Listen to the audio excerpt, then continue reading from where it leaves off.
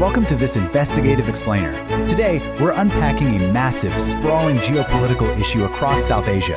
We're going to really dig into the historical and modern realities of anti-Bengali sentiment. Throughout this investigation, we want to answer four vital questions. First, what actually caused these sentiments in the community's historical homeland? Second, how have Bengalis faced repression even within the post-colonial modern Indian state of West Bengal?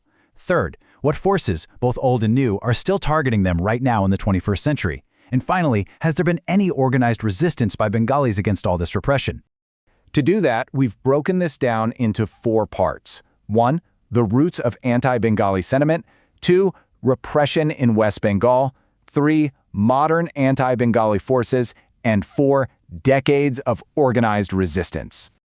All right, let's jump right into part 1. The roots of anti-Bengali sentiment and the historical triggers behind it. You know, the friction we see today, it actually traces straight back to British colonial administration.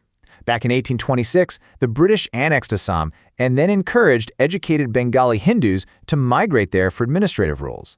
They even made Bengali the official language of Assam for several decades, which, as you can imagine, created some deep early linguistic strife. Then we hit these massive demographic earthquakes. I'm talking about the 1947 Partition of Bengal, followed by the 1971 Bangladesh Liberation War. During 1971, genocidal violence perpetrated by the West Pakistani military forced millions of refugees to flee, and that fundamentally altered local demographics across the border.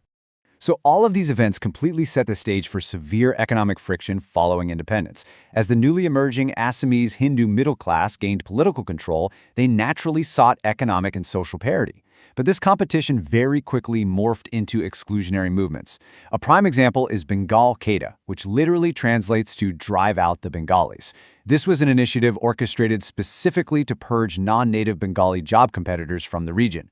And to put the sheer scale of these demographic shifts into perspective, just look at the numbers. By 1971 in Tripura, a massive influx of Bengali Hindu refugees caused the native Tripuri population's share to shrink dramatically, down to just 28.5%. Imagine that sudden shift. It bred intense anxiety and resentment among indigenous tribes, which in turn fueled extremist pushback designed to expel Bengalis from the state entirely. Which brings us to part 2, repression in West Bengal and the internal conflict. This is a really heartbreaking piece of the puzzle. Following the partition, many poor Bengali refugees were sent to these incredibly inhospitable camps outside Bengal. Roughly 15,000 of them managed to escape those conditions and settled on Marichjhapi Island in the Sundarbans, eventually becoming completely self-sufficient. But despite earlier promises to resettle them, the newly elected left-front government suddenly shifted policy, declaring them unauthorized occupants. They enforced a brutal economic blockade. They literally used police ferries to cut off food and clean water. The refugees were forced to drink contaminated water, leading to severe outbreaks and deaths. Finally, on January 31, 1979, police opened fire. It led to violent forced evictions in an event that remains a deep traumatic scar on the state's history. And in contemporary politics, this internal friction actually manifests culturally. According to our sources, there's a growing clash regarding the imposition of North Indian or Hindi belt culture over traditional Bengali practices. For instance, during the 2021 West Bengal Assembly elections, state right-wing political leadership sparked massive outrage. They allegedly mocked the widespread veneration of goddess Durga among Bengali Hindus, and were accused of calling the community effeminate for worshipping goddesses, insisting they should instead adopt the tradition of venerating male figures like Rama and Hanuman. For critics and locals, this whole situation is viewed as a stark display of cultural chauvinism playing out in modern elections. Okay, let's move on to part 3, modern anti-Bengali forces, looking at militancy and the state. The threat matrix today is incredibly diverse. In Assam, you have extremist militant insurgents like the United Liberation Front of Assam, or ULFA. They orchestrated the horrific 2018 Tinsukia killings where 5 Bengali Hindus were massacred. Over in Meghalaya, a separatist militant group known as the HNLC issued severe ultimatums demanding Bengali Hindus leave or face mass bloodshed. But it's not just armed militants, right?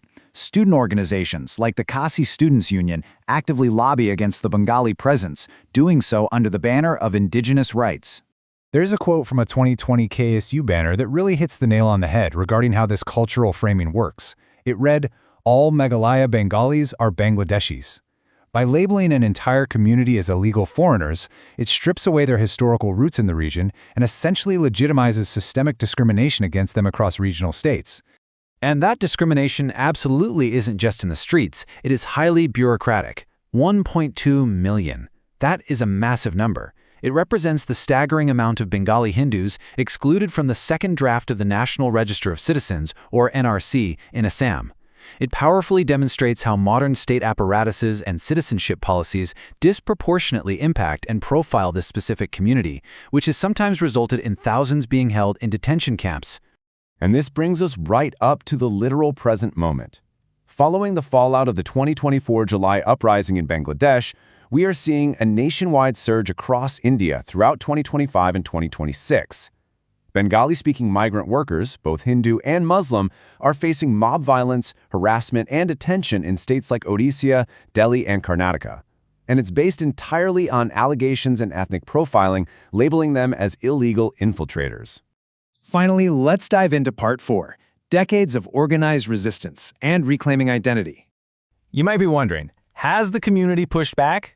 Absolutely. This pushback started almost immediately after partition. In 1948 in Manbhum, Bihar, the Lok Sevak song used traditional Tusu folk songs to non-violently protest the imposition of Hindi. They were incredibly successful, actually forcing the government to merge their Bengali majority district with West Bengal. Then in 1952 East Pakistan, Bengalis defied public meeting bans to protect their language against Urdu imposition, which was a major precursor to the 1971 Liberation War. And in 1961, in Assam's Barak Valley, a massive foot march and strikes secured Bengali official status, though tragically 11 protesters were killed by paramilitary forces in the process.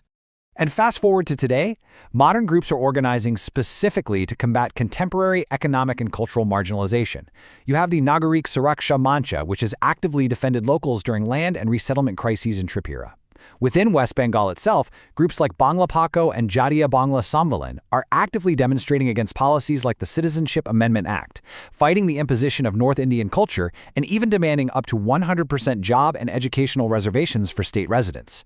It's a highly organized socio-political defense mechanism. But resistance hasn't only been socio-political. In response to violent ethnic cleansing by tribal militants in northeast India, isolated, armed Bengali outfits have also emerged over the years. Groups like the ULFA, formed in 1995 to protect Indian Bengalis against Tripuri militants, and the ULFA in Meghalaya have issued ultimatums and conducted retaliatory strikes. While these groups are banned for separatist violence, their very existence underscores the extreme, desperate measures born out of all this sustained ethnic conflict. So what does this all mean? As we conclude this explainer, we are left with a massive, critical question about survival and identity.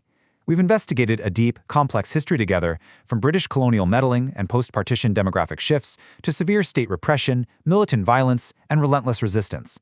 Considering these ongoing, multi-front conflicts, what exactly does the future hold for the Bengali people in such a highly polarized South Asia? It's a crisis that demands our continuous attention and critical understanding. Thank you so much for joining this investigative explainer. Keep asking questions.